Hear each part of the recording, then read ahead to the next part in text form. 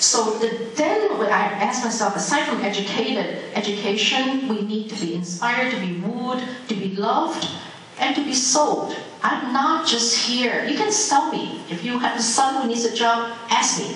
You know, if you have a child who needs help, ask all 7. I happen to know all of them. They're awesome people. They don't get to who they are and sit on this table and to be wooed by Debbie and Dan if they did not do good for Cleveland. Because I know the type of people. We got more than 1,000 applicants for this, and it's very hard to say no. In fact, my own nominee, they said no to 2 years. Next year, I'm going to push mine and get on her. But that's okay. Debbie and Dan were forgiven. But just for one night. Next year, I want mine. It's okay. So, and another thing I'm thinking is all of us, we all have a story to tell. I know, I have friends who say, Margaret, everybody you read, you want to read their books, you want to write a book.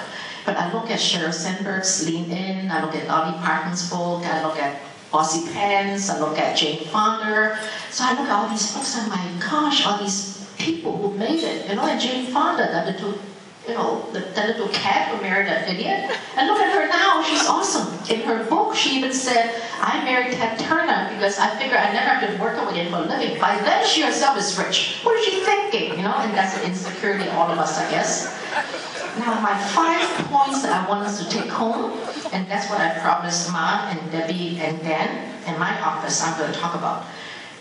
What makes us success? What makes us show up? Like Andy Warhol said, there's 3 minutes of shame. Until you show up, you don't get it. My 5 points, number 1.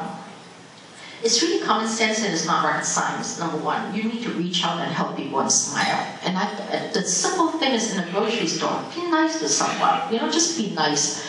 If they're fat, don't say it. If they're beautiful, say it. I love that person. How much does it cost us? Nothing.